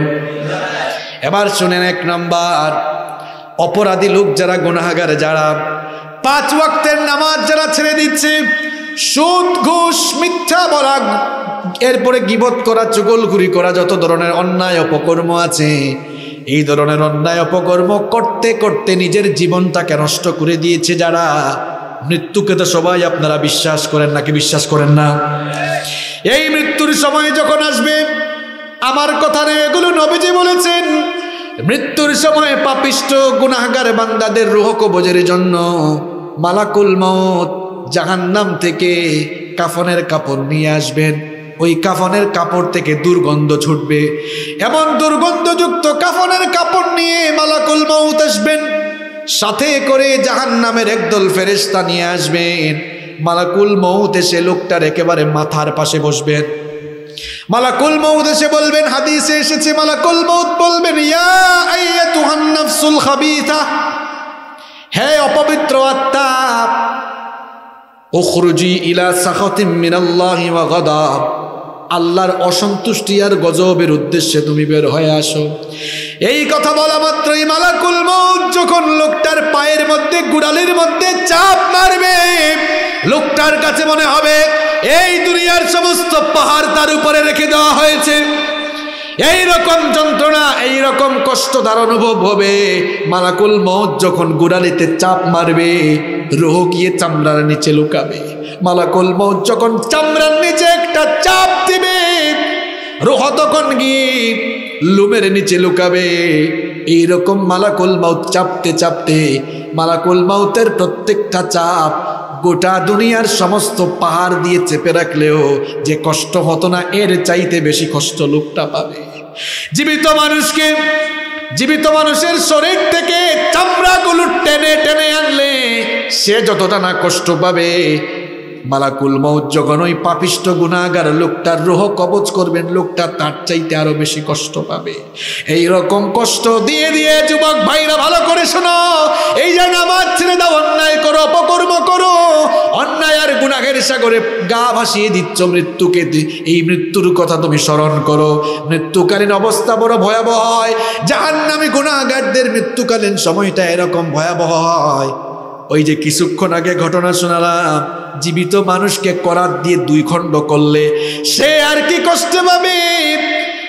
এই জাহান্নামীগুলো, পাপীগুলো, গুনাহগারগুলো মরণের সময় এর চাইতে আরো বেশি কষ্ট অনুভব করবে। এই রকম চাপ দিতে দিতে কষ্ট দিতে দিতে মালাকুল মউত যখন লোকটার রূহ একেবারে গলার কাছে নিয়ে আসবে, মৃত্যুর গড়গড়ানি শুরু হবে।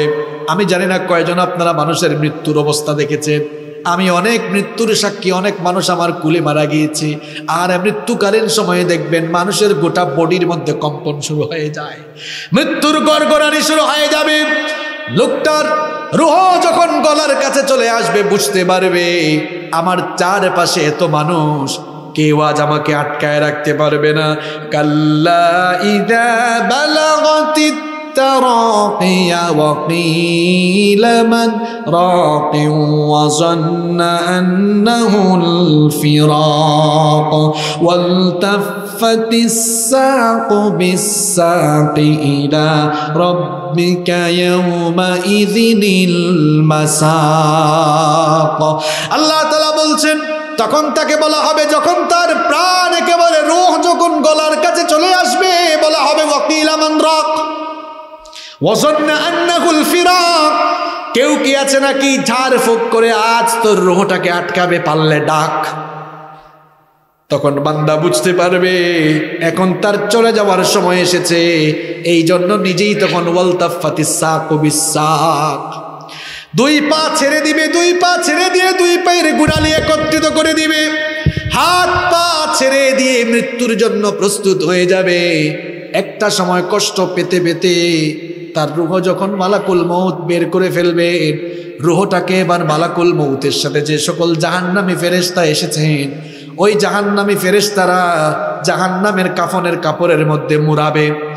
এরপরে যখন ফেরেশতারা আকাশের পানে রওনা করবে, প্রথম আসমানে যাওয়ার পরে আসমানের দরজা খোলার জন্য আসমানের দারওয়ান ফেরেশতার কাছে অনুমতি চাইবে। আসমানের দারওয়ান ফেরেশতা বলবে, কার রূহ নিয়ে এসেছো? এর রূহ থেকে এত দুর্গন্ধ ছড়ায় কেন? গুনাহগার পাপিষ্টের রূহ থেকে দুর্গন্ধ ছড়াতে থাকবে, দুনিয়ার সবচাইতে নিকৃষ্ট দুর্গন্ধ। জিজ্ঞেস করবে, কোন ব্যক্তির রূহ নিয়ে এসেছো? জাহান্নামের ফেরেশতারা তখন বলবে, ওই যে কুমিল্লা আদর্শ সদর ওই এলাকার ওই নাপাক লোক, ওই গুনাহগার ওই পাপী লোকটার রূহ নিয়ে এসেছি। আসমানের দরজা খুলে দাও। ফেরেশতা বলবে, এর জন্য আসমানের দরজা খোলা হবে না, এর রূহটা ইল্লিনে নেওয়া হবে না। ফেরেশতা তখন সজোরে তখন এই পাপিষ্ঠ লোকটার রূহকে একটা ধাক্কা মারবে।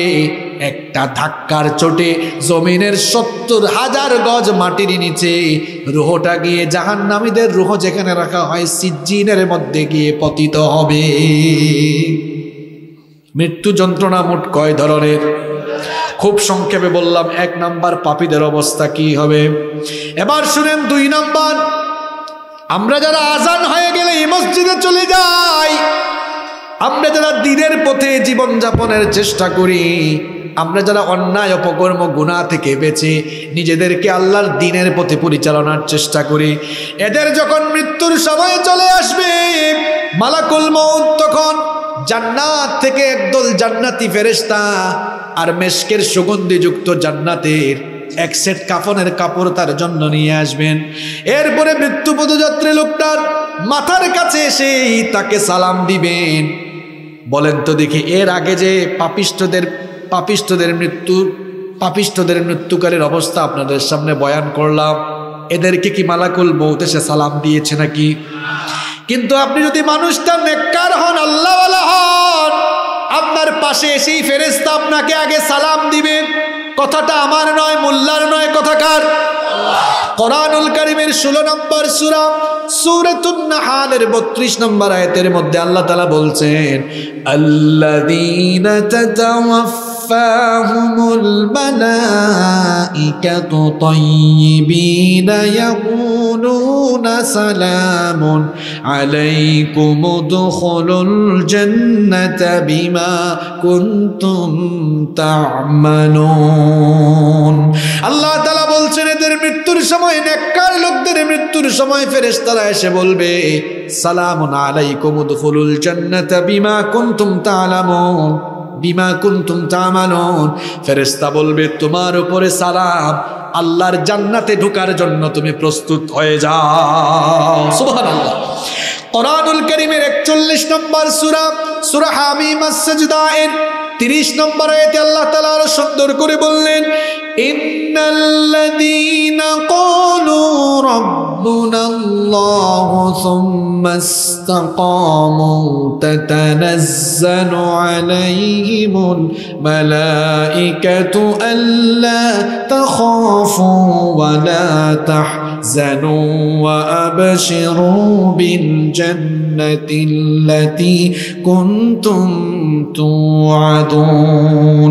আল্লাহ তাআলা বলছেন, নিশ্চয়ই যারা ঘোষণা দিয়েছে আল্লাহ আমার রব, আর ওই রবের পথে যারা অবিচল আছে, অবিচল থাকবে, তাদের মৃত্যুর সময় ফেরেশতা এসে বলবে, ও আল্লাহর বান্দা, তোমার জন্য কোনো ভয় নাই, তোমার জন্য কোনো চিন্তা নাই, আল্লাহর জান্নাতে ঢোকার সুসংবাদ নিয়ে আল্লাহর কাছে প্রত্যাবর্তনের জন্য প্রস্তুত হও। সুবহানাল্লাহ।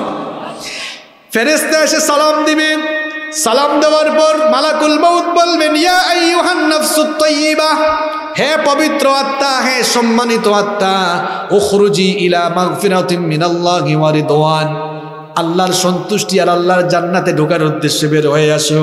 এই কথা বলে ফেরেশতা যখন নেককার লোকটার রূহকে কবজ করবে, এই লোকটা যেন মৃত্যুর যন্ত্রণা অনুভব না করে, এই জন্য ফেরেশতা তার সামনে জান্নাতের নয়নাভিরাম দৃশ্য তুলে ধরবে। একটা ছোট্ট শিশু যেমন ক্ষুধা লাগলে পরে চিৎকার করে কান্না করে, এরপর মা যখন তাকে কোলে নিয়ে দুধ খাওয়ায়, দুধ পান করার সময় বাচ্চা যেমন আরামে আরামে দুধ পান করে আরাম করে ঘুমায়, ফেরেশতাও যখন লোকটার সামনে জান্নাতের নয়নাভিরাম দৃশ্য তুলে ধরবে, আল্লাহওয়ালা নেককার লোকগুলো জান্নাতের দৃশ্য দেখতে দেখতে আরাম করে ঘুমায়া যাবে। আল্লাহ, তুমি আমাদেরকে ওই নেককারদের কাতারে শামিল করো, বলেন আমিন। আরো আসতে বলেন আমিন। রূহ কবজ করার পরে জান্নাতের ফেরেশতারা এবার লোকটার রূহকে জান্নাতের কাপড় দিয়ে মুড়াবে, জান্নাতের কাপড় দিয়ে মুড়িয়ে এবার আসমানের দিকে রওনা করবে। যখনই তারা লোকটার রূহ নিয়ে আসমানের দিকে রওনা করবে, লোকটার রূহ থেকে মেশকে আম্বরের সুগন্ধির চাইতেও আরো চমৎকার সুগন্ধ বের হতে থাকবে। প্রথম আসমানে যাওয়ার পর আসমানের ফেরেশতারা বলবে, আহলান সাহলান, কোন পবিত্র লোকটার রূহ নিয়ে এসেছো? তার রূহ থেকে এত সুগন্ধি ছড়ায় কেন? ফেরেশতা পরিচয় করিয়ে দিবে, ওই তো কুমিল্লা আদর্শ সদর এলাকার ওই লোকটা 5 ওয়াক্তের নামাজি ছিল, ভালো মানুষ ছিল, সুদ খাইতো না, ঘুষ খাইতো না, ইসলামের পথে দিনের পথে জীবনটা পরিচালিত করত। ফেরেশতাদেরকে বলা হবে, আসমানের দরজা খুলে দাও। ফেরেশতারা আসমানের গেটটা খুলে দিবে। 7 আসমানের উপরে এবার 7 আসমানের উপরে ইল্লিন নামক জায়গার মধ্যে তার রূহ নিয়ে যাওয়া হবে, যেই জায়গার মধ্যে আল্লাহওয়ালা লোকদের, নেককার লোকদের রূহ রয়েছে, সেই জায়গার মধ্যে ইল্লিনে নিয়ে তার রূহটা রেখে দেওয়া হবে। আর তাকে তখন বলা হবে, ইয়া আইয়াতুহান নাফসুল মুতমাইন্নাতু ইরজিই ইলা রাব্বিকি রাদিয়াতাম মারদিয়া ফাদখুলি ফি ইবাদি ওয়াদখুলি জান্নাতি। বলা হবে, হে প্রশান্ত আত্মা, তোমার রবের দিকে সন্তুষ্ট চিত্তে ফিরে আসো, আমার নেককার বান্দাদের সঙ্গে শামিল হয়ে আমার জান্নাতে দাখিল হয়ে যাও। সুবহানাল্লাহ। আল্লাহ যেন এই নেককারদের কাতারে আমাদেরকে শামিল করেন, বলেন আমিন। মৃত্যুর যন্ত্রণা কয় ধরনের? 1 নাম্বার বলেছি পাপীদের অবস্থা, 2 নম্বরে বলেছি নেককারদের অবস্থা, 3 নাম্বার শহীদ যারা মৃত্যুকালীন সময়ে যন্ত্রণা পাবে না তারা। নবীজি বলেছেন, শহীদদের মৃত্যু যন্ত্রণা হলো এমন, হাতের মধ্যে চিমটি কাটলে যে সাধারণ যন্ত্রণা অনুভব হয়, একজন শহীদ মৃত্যুর সময় তার চাইতেও কম যন্ত্রণা অনুভব করে। প্রশ্ন হলো, শহীদ কারা? আল্লাহর জমিনে আল্লাহর দ্বীন প্রতিষ্ঠার জন্য নিজের জান কুরবানি করে যারা শহীদ হলো তারা। এই লোকগুলো আল্লাহর জমিনে আল্লাহর দ্বীন কায়েম করতে গিয়ে অনেক সময় জালেমদের জুলুমের রোশানলে পড়ে যায়, অনেক সময় ফাঁসির কাস্টে ঝুলে যায়, অনেক সময় দেখা যায় তাদের দেহটাকে ছিন্ন বিচ্ছিন্ন করে তাদেরকে নির্মমভাবে হত্যা করা হয়। হয়তো আপনি ভাবছেন এদের হাত কাটা, পা কাটা, নাক কাটা, গলা কাটা, না জানে লোকটা কত কষ্ট পেয়ে মরেছে। কিন্তু আল্লাহর নবী বলেছেন, শহীদ যখন শহীদ হয় তখন হাতের মধ্যে চিমটি কাটলে যে ব্যথা মানুষ অনুভব করে, এর চাইতেও কম যন্ত্রণা মরণের সময় অনুভব করে। এই জন্য আল্লাহর নবীর সাহাবীরা শাহাদাতের মৌতের জন্য পাগল ছিলেন, কারণ শহীদি মৃত্যুর মর্যাদা অনেক বেশি। শহীদি মৃত্যু হলো এমন মৃত্যু, মৃত্যুর পরে আল্লাহ কোনো হিসাব করবেন না, বিচার করবেন না, বিনা হিসাবে বিনা বিচারে আল্লাহ জান্নাত দিয়ে দিবেন। শহীদদেরকে আল্লাহ এত মর্যাদা দিয়েছেন। একজন শহীদ যখন দুনিয়া থেকে চলে যায়, শাহাদাতের মৃত্যু হলো, মৃত্যুটা হলো তার জন্য সাঁকো। এই পারে দুনিয়া, মৃত্যুর মাধ্যমে সাঁকোটা পারে হলে ওই পারে জান্নাত, কোনো বাধা নাই। সুবহানাল্লাহ। এই জন্য আল্লাহর নবীর সাহাবীরা হাত তুললে আল্লাহর কাছে শহীদ হওয়ার জন্য দোয়া করতেন। ওমর ইবনুল খাত্তাব রাদিয়াল্লাহু আনহু হাত তুললেই দোয়া করতেন, আল্লাহুম্মা রযুকনি শাহাদাতান ফি সাবিলিক ওয়াজআল মাউতি ফি বালাদি রাসূলিক। তিনি বলতেন, ওগো রব, আমাকে তুমি মরণের সময় রাসূলের শহরে মৃত্যু দিও, আর মৃত্যুর সময় শাহাদাতের মৃত্যু নসিব করে দিও। তাহলে মৃত্যু যন্ত্রণার কয়টা ধরন বললাম? এই মৃত্যু সবার কাছে আসবেই আসবে। সুতরাং এই মৃত্যু আসার আগে নিজেদেরকে ইমানদার বানানোর দরকার আছে না নাই? আমি যদি জিজ্ঞেস করি সবচেয়ে বুদ্ধিমান কে, কষ্ট হচ্ছে আপনাদের? আর 5 মিনিট থাকা যাবে তো? এই লাইনে আনছি। আজকে মৃত্যুর ওয়াজ কেন করলাম? এই মৃত্যুকে আমরা ভুলে গিয়েছি, মৃত্যু থেকে গাফেল হয়েছি বলেই আমরা এত গুনাহ করি। আমি যদি আপনাকে বলি, বলেন তো সবচেয়ে বুদ্ধিমান কে? আপনি বলবেন, হুজুর কম বয়সে পয়সা বলা হয়েছে যারা, এরাই সবচেয়ে বুদ্ধিমান। নবীজিও একদিন সাহাবীদেরকে জিজ্ঞেস করলেন, মান আকিয়াসুন নাস ওয়া আহজামুন নাস। নবীজি প্রশ্ন করলেন, সাহাবীরা বলো তো সবচাইতে চালাক, সবচাইতে বুদ্ধিমান মানুষ কে? তখন সাহাবীরা বললেন, আল্লাহু ওয়া রাসূলুহু আ'লাম। এই ব্যাপারে আল্লাহ আর তার রাসূল সবচাইতে ভালো জানেন। নবীজি তখন বললেন, শোনো সবচেয়ে বুদ্ধিমান কারা, শোনো, আকসারুহুম যিকরাল লিল মাউতি ওয়া আশাদ্দুহুম ইসতিদাদাল লিল মাউতি ক্বাবলা নুজুলিল মাউত। নবীজি বললেন, যারা মৃত্যুর কথা বেশি বেশি স্মরণ করে আর মৃত্যুর আগেই যারা মৃত্যুর প্রস্তুতি গ্রহণ করে আল্লাহর দ্বীনের প্রতি জীবন পরিচালনা করে, তারাই হচ্ছে মানুষের মধ্যে সবচাইতে বুদ্ধিমান মানুষ। সবচেয়ে বুদ্ধিমান তারা, মরণের পরে ভালো থাকার জন্য প্রস্তুতি নেই যারা।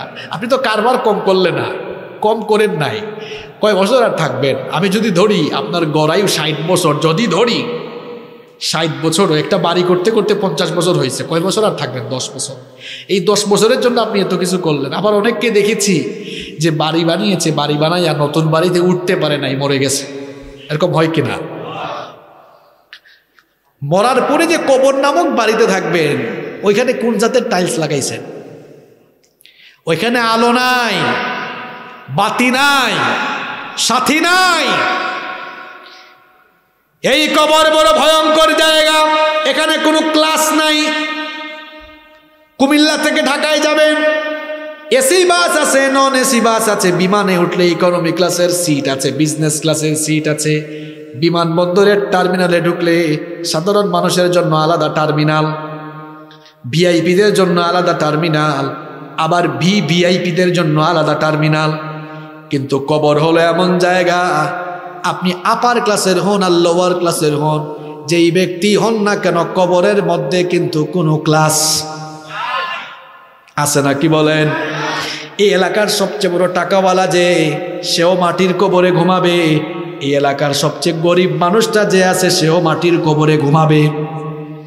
কবরটা বড় ভয়ঙ্কর জায়গা। মাঝে মাঝে মানুষকে কবরে শোয়াবেন, কলিজার ভেতরে আল্লাহর ভয় পয়দা হবে। কবরটা বড় ভয়ঙ্কর জায়গা। খুব আরামের বিছানায় আপনি ঘুমান, কিন্তু কবরটা মাটির বিছানা, পোকামাকড় আছে এখানে। আবার বর্ষাকালে কবর দিলে দেখবেন, কবর খুললেই নিচ থেকে কি উঠে, এই পানির মধ্যেই কিন্তু মানুষ আপনাকে শোয়া আসবে।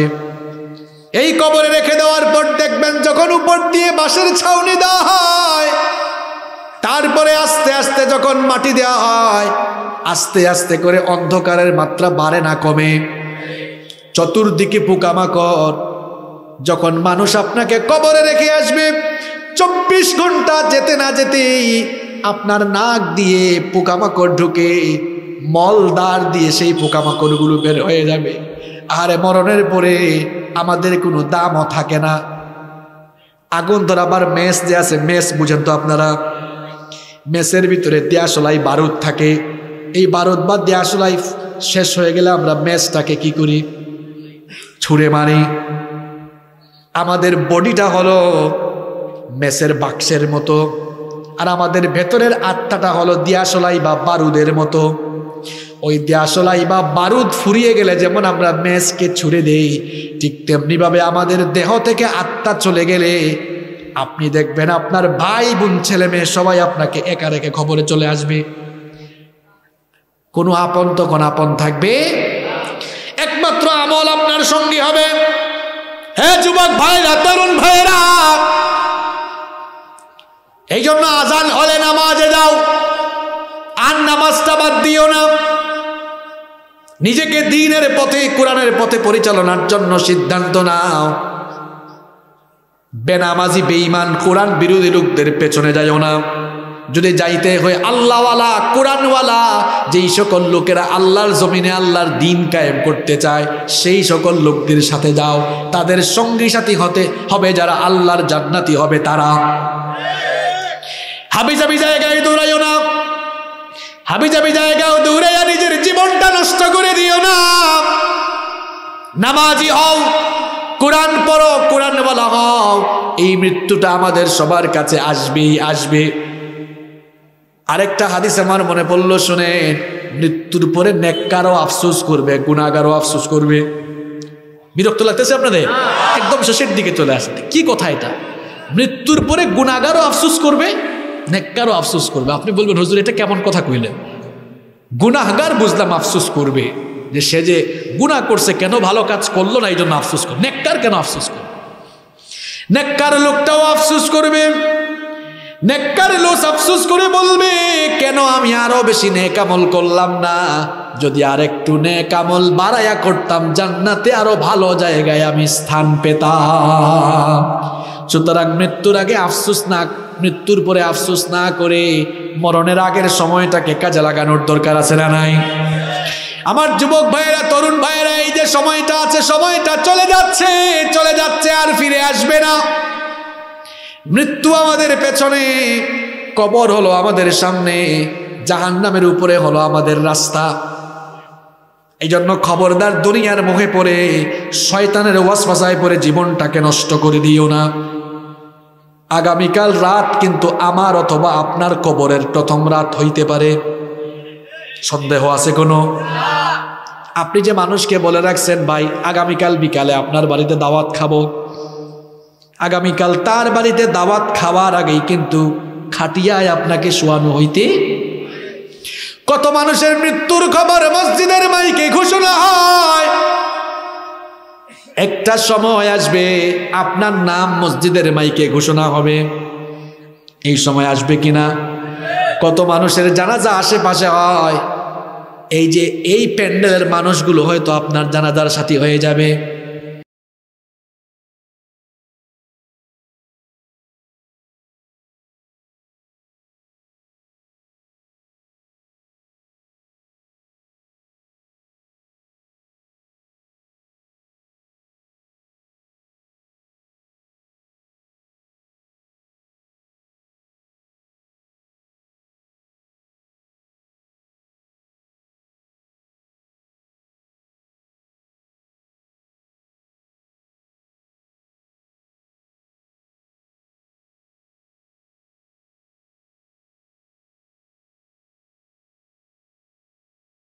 কত দাফন আমার তরি বাধায় আছে, কোন শেখে আঘাটে, কোন মসজিদে এলান হবে শোয়াবে শেষে খাটে।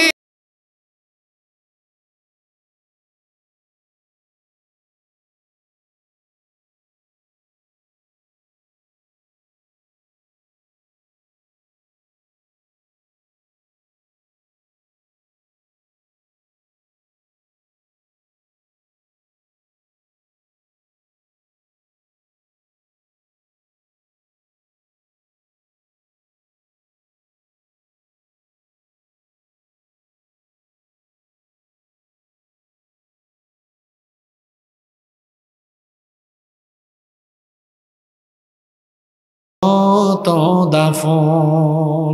বাঁশঝাড় আছে এলাকায়? কোন বাতাসে কোথায় যেন দুলছে বাঁশের ঝাড়, কোন সে মাটি কোনখানে ডাকে রে বারবার। কোন বাঁশের ঝাড় কেটে যে আপনার কবর হবে আপনি নিজেও জানেন। কোন বাতাসে কোথায় যেন দুলছে বাঁশের ঝাড়, কোন সে মাটি কোনখানে ডাকে রে বারবার। কোথায় যেন বর যাত্রী আছে রে চারজন। খাটিয়া কয়জন করবে বহন? আপনার চারজন হয়তো এখানে আছে, আপনার চারজন হয়তো এখানেই আছে। কোথায় যেন বর যাত্রী আছে রে চারজন, জানাজার পড়েছি নামাজ, দিয়েছি কত দাফন। কত জানাজার পড়েছি নামাজ, দিয়েছি কত দাফন। আমার বাবারা, আমার ভাইরা, মৃত্যুকে ভয় নয়, আমি বলেছি মৃত্যুকে স্মরণ করা, মৃত্যুর কথা বেশি বেশি মনে রাখা। নবীজি বলেছেন সেই বুদ্ধিমান যে মৃত্যুর কথা বেশি স্মরণ করে। কেন এই মৃত্যু নিয়ে কথা বলে শেষ দিকে এই কথাগুলো বলছি?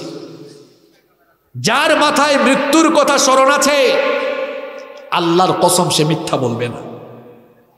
যার মৃত্যুর কথা স্মরণ আছে আজান পড়লে ফজরের নামাজে ঘুমায় থাকবে না। যার মৃত্যুর কথা স্মরণ আছে 5 ওয়াক্ত নামাজ বাদ দিবে না। যার মৃত্যুর কথা স্মরণ আছে ইসলামওয়ালা কোরআনওয়ালা লোকদের বিরুদ্ধে হামলা মামলা করবে না। যার মৃত্যুর কথা স্মরণ আছে সামান্য ক্ষমতার জন্য কোরআনওয়ালা ইসলামওয়ালা ইসলামী আন্দোলনের লোকদের বিরুদ্ধে দাঁড়াবে না। যার মৃত্যুর কথা স্মরণ আছে সুদ ঘুষ খাবে না। এক কথায় যার মৃত্যুর কথা স্মরণ আছে সে কখনো অন্যায় পথে পা বাড়াবে না। মৃত্যুর কথা স্মরণ করতে হবে। এই ফুটুস ফাটুস চলে যাবে।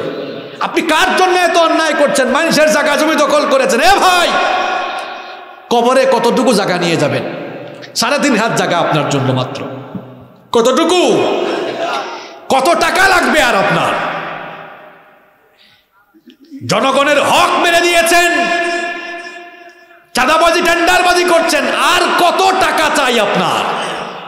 আপনি দেখেন না কত মানুষ টাকাওয়ালা চলে গেছে, 1 পয়সা নিয়ে গেছে। এই কথা বলেন না কেন? নিয়ে গেছে। যুবক ভাইরা, আর কত গান শুনবা? আর কত কনসার্টে যাবা? আর কত অন্যায় করবা? এখনো কি তোমার হুঁশ ফিরল না? কোন দিন নামাজে আসবা? 1 গজবের পরে আরেক গজব আসে। 1-1.5 বছর তো মসজিদ বন্ধ ছিল, নামাজে যাইতে পারলা না, আবার মনে হয় এই অবস্থা হইতেও পারে। কোন দিন নামাজে ঢুকবা? কবে এই অন্যায় অপকর্ম ছাড়বা বলো? তোমার মতো কত যুবক দুনিয়া থেকে চলে গেছে। আপনি অন্যায় অপকর্ম করতে করতে নিজের নফসটা কলুষিত বানায় ফেলছেন। কার জন্য কি করছেন আপনি? আপনার ছেলে মেয়ে পরবর্তী বংশধরের জন্য যদি এগুলো করে যান, মনে রাখবেন 100 বছর পরে এরা আপনারে মনেও রাখবে না। উদাহরণ, আমার দাদার বাবার নাম আমি জানি না। আমার দাদার বাবার নাম আপনি হয়তো জানেন, কিন্তু আপনাকে যদি বলি আপনার দাদার পরদাদার নাম কি, শেষ। বলবেন হুজুর এই কথা কেন বললেন? আপনার দাদার বাবা বেশি না, মাত্র 120-30 বছর আগে দুনিয়ায় ছিল। 120-30 বছরের ব্যবধানে তার পরবর্তী প্রজন্ম তার নাম ভুলে গিয়েছে। কার জন্য কি করছেন আপনি? কেউ আপনার কাজে আসবে না, কেবল আপনার নেক আমল আপনার কাজে আসবে, ঠিক কি না? মরার পরে আপনার নামও নাম থাকে না। ওই যে বললাম দিয়াশলাই ম্যাচ যেমন মানুষ ছুঁড়ে মারে, এরকম অমুক খান, অমুক চৌধুরী, মানুষ কি বলে অমুক চৌধুরীকে একটু আস্তে করে ধরে খাটিয়ায় তোলো, বলে লাশটাকে খাটিয়ায় তোলো। আপনার নামও নাম থাকে না, আপনার নামটাও নাম থাকবে না। আশেপাশে এত বন্ধু, কোনো বন্ধু কবরে যাবে না, সবাই একা রেখে চলে আসবে। এজন্য আমি বলেছি, আমি প্রায় সময় বলি, সময় পাইলেই কবরস্থানে যাইয়েন, গিয়ে দেখেন এই কবরস্থানে এরাও আপনার মতো একদিন জিন্দা ছিল, এখন সবাই একা একা ঘুমায়। শুধু ঘুমায় না, এই জগৎটা আলাদা জগৎ। আমরা ওই জগতের খবর জানি না, ওই জগতের খবর জানি না। কবর কিন্তু বড় ভয়ানক, বড় ভয়ানক। আমল যদি ঠিকঠাক না হয় আপনার সঙ্গে কঠিন দুর্ব্যবহার রাখা মাত্রই শুরু করবে। এই মাটির উপরে আপনি পা দিয়ে হেঁটে অপকর্ম করছেন, এই মাটি কিন্তু চূড়ান্ত প্রতিশোধ নিবে আপনার কাছ থেকে। হ্যাঁ যুবক ভাইরা ভালো করে শোনো, এই মাটির উপরে দম্ভ ভরে চলাফেরা করে দাপিয়ে বেড়াচ্ছ তুমি, এই জমিন কিন্তু প্রতিশোধ নেবে, চূড়ান্ত প্রতিশোধ নেবে।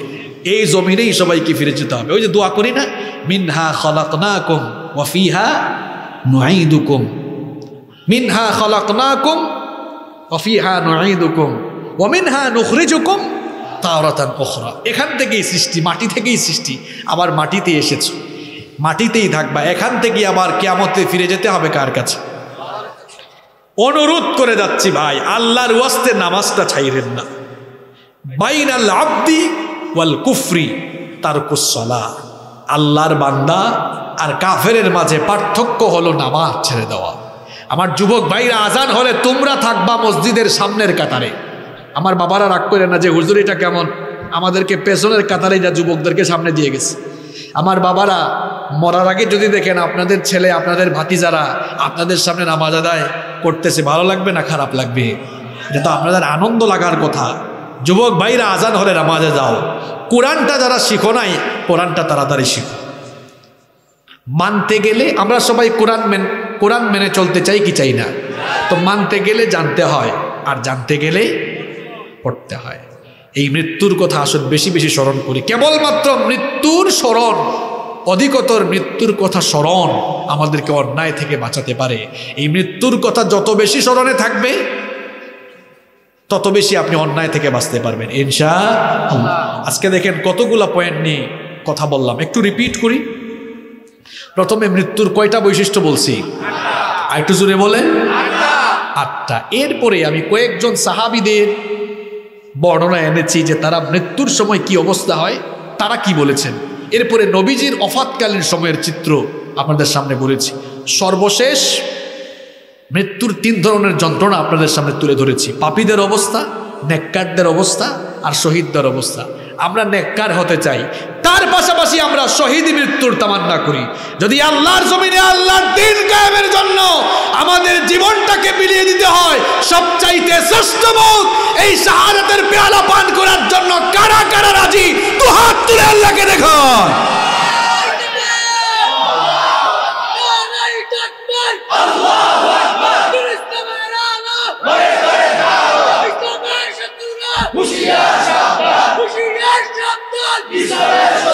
হাতগুলো নামান, আল্লাহ কবুল করেন। আমি আমার প্রত্যেকটি মোনাজাতে আল্লাহকে বলি, আল্লাহ আমাকে শহীদি মৃত্যু দিও। কারণ আমি কোরআন হাদিস পড়ে দেখেছি, শহীদি মৃত্যুর চাইতে শ্রেষ্ঠ মওত আর এটা তো এমন মওত, এই মওতের পরে কোনো হিসাব নিকাশ নাই, প্রশ্ন নাই, বিচার নাই, বিনা হিসাবে বিনা বিচারে জান্নাতি। সুবহানাল্লাহ। তো যেই মওতের পরে আমার হিসাব নাই, বিচার নাই, আমার তো এমন মওতই দরকার। মরতে তো হবেই। দুনিয়ায় কে আছে মওত থেকে বাঁচতে পেরেছে? একজনের নাম বলেন, কেউ আছে? কেউ নেই। তো মরতে যেহেতু হবেই, তাইলে সেরা মওতটাই যদি পাই, এটা তো আমার সৌভাগ্য। এজন্য আমরা শাহাদাতের মৃত্যুর তামান্না করি। রাজি আছেন সবাই?